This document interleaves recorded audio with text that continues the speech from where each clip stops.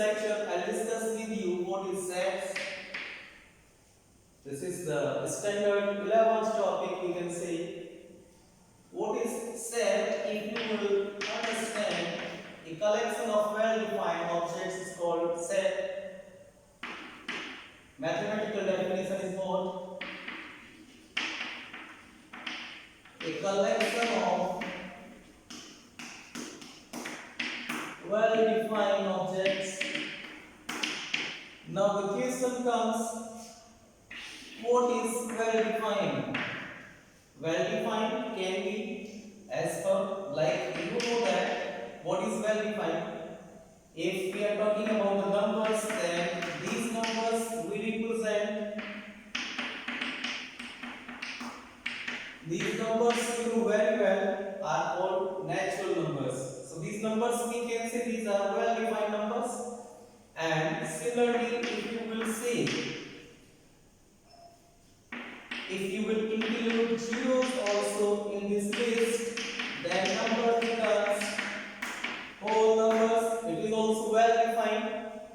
More general, if you will see, suppose there is a set I am saying, which is we have constituted from English alphabets. What you call them? You call them vowels. Well-defined. We cannot include any other alphabet in this list. And similarly, like more general, if you will go practical example, suppose I am saying you write the name of the student of your class. Name of the students of your class, which is what? Well defined. If so far they are not leaving the school or they are not leaving the class, that is well defined.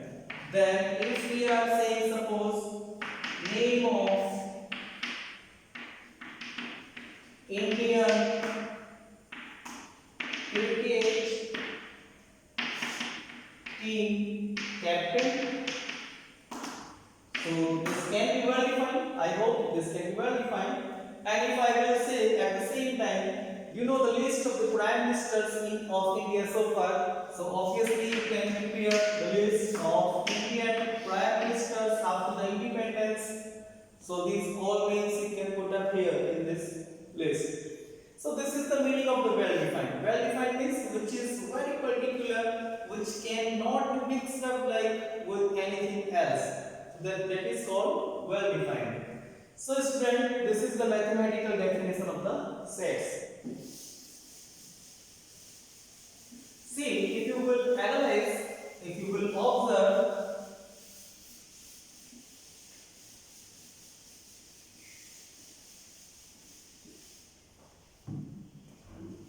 if you will further observe, there are like different types of the, one more thing I want to tell you, like if there is a set, then there are methods of representation of set. There are some methods by which we represent sets. Those methods, like there are two methods I will say. One is called, this is called roster form or method, and another method is called, this is set builder form. Student, these two methods we use for representing the sets. What is the meaning of the roster form? I'll tell you. Suppose there is one example I am taking a set. I have just taken A, E, I, O, U, the set of the English vowels alphabet. So A, I, O, U I have written like between the braces, and I have put the commas between them. Each element is separated by the commas. These are called elements. This is called, we can say, a bracket. Braces we can say. And this is represented by a capital letter. A capital letter we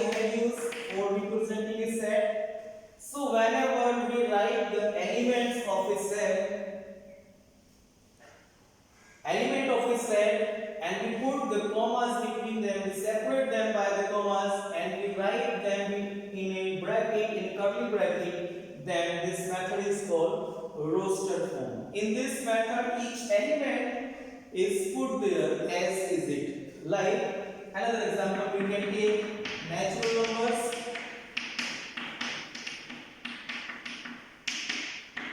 So this is a set of natural number.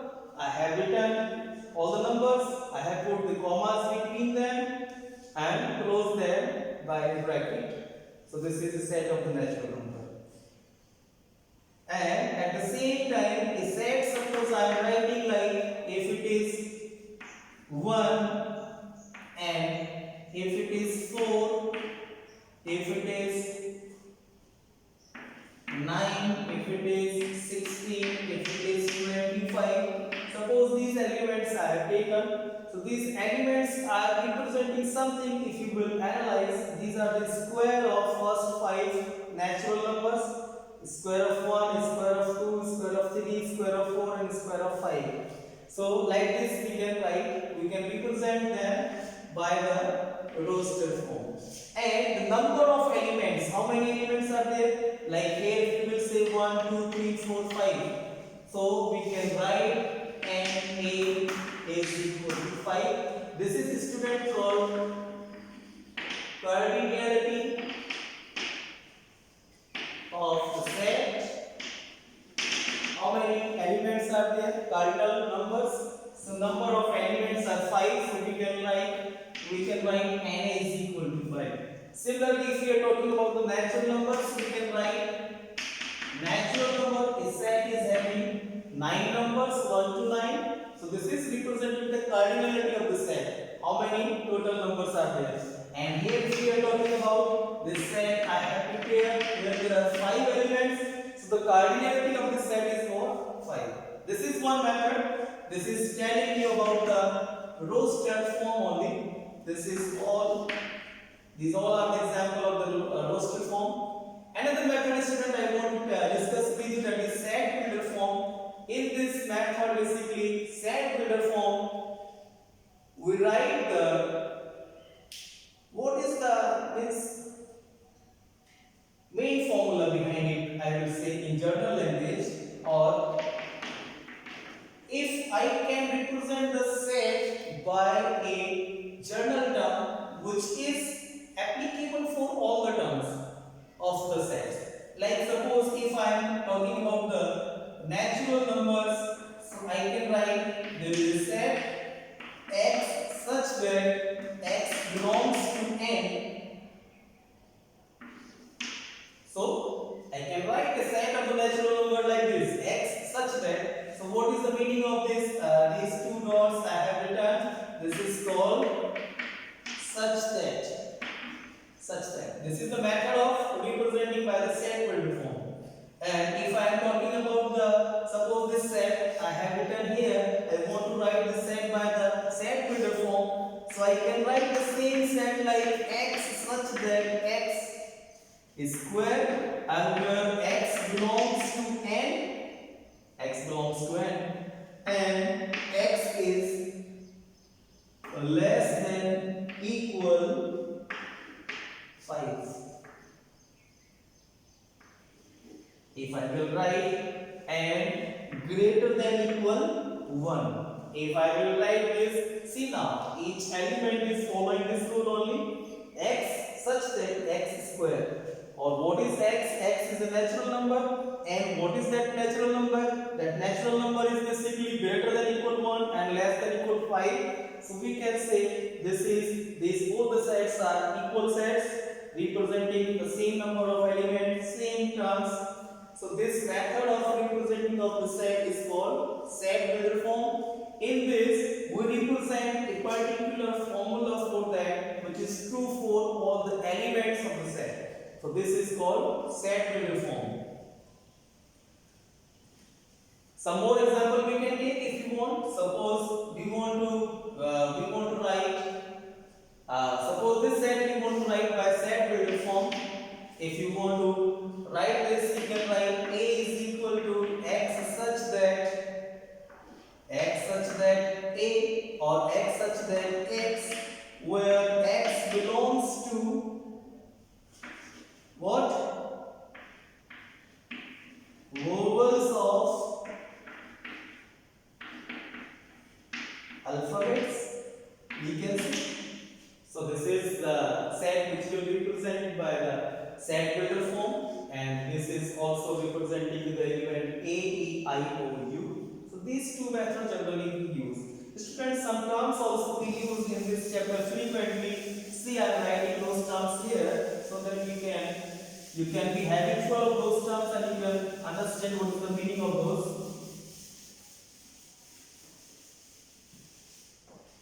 See, very frequently we use some symbols like this is, I have written, this is called such that. At the same time, this also, such that we represent it also by a line which is looks like 1. So I am writing here or. So this is also you may find in some books, and like some dots also you may find in some books. This is called implies that, and this is called here belongs to, and this is called, what is the meaning of belongs to? You belongs to your family. You can understand by the example.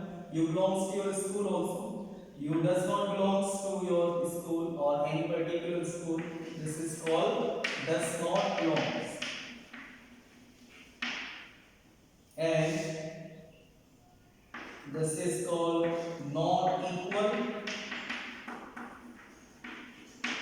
and this is called union. What is union? I'll discuss with you later on. This is called intersection. This also I'll explain later on. So, and this is called subset. Subset, and this is called improper subset. So these some terminology you will have to you'll get in this chapter again and again. So I am writing this beforehand only so that you can be habitual with this. And if it is not a subset, then this is like this. Not a subset. What is this all? This all? Don't be worried. I'll explain you in this chapter what is this all. So this is some symbols frequently used in this chapter.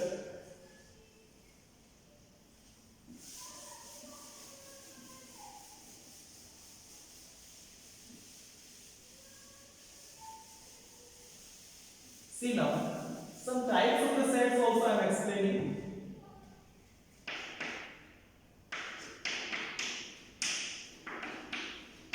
Types of sets, like if you will see one set is called, we can say null set, or we can say empty set also. What is the meaning? If no element, if there is no element in the set,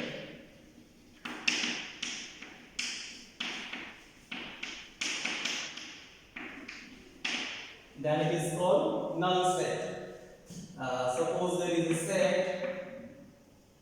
set A, and it is just represented by these two, by the bracket only, and there is no element written in this, or maybe represented by, there is a set A which is represented by the symbol phi, which is also the symbol of which we use to represent the null set.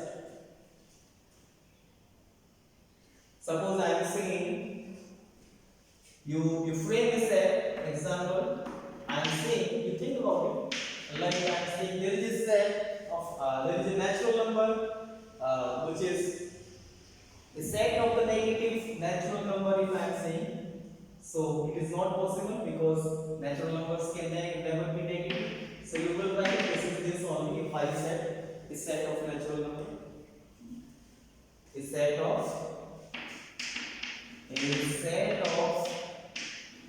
negative natural numbers. This is 5 only. Then we can understand about what is called means we can see equal sets if two sets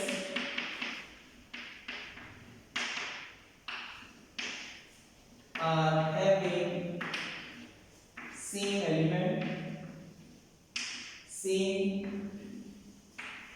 elements called, we can say them equal sets. Like suppose there are a set, there is a set like 1, 2, 3. There is another set like 3, 2, 1. So both the sets are equal sets. It doesn't matter whether the sequence is same or not, but both the sets are equal. This set also can be further written in this form. Then there is a set called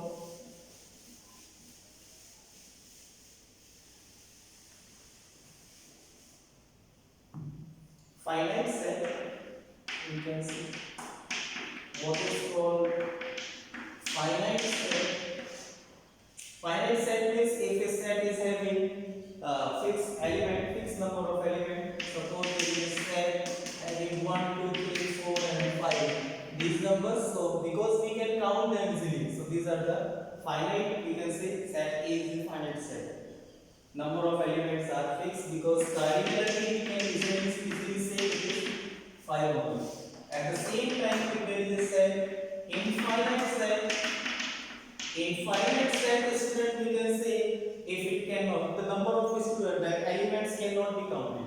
So example I am taking, suppose if it is written like a set of integers -3, -2, -1, 0, 1, 2, and 3.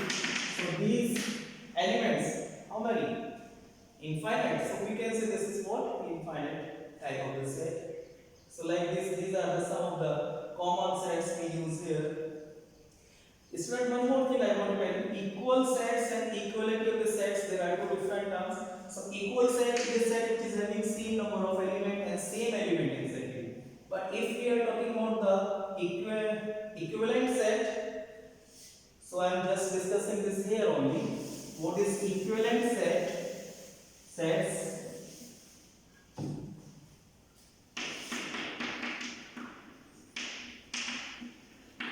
Equivalent sets,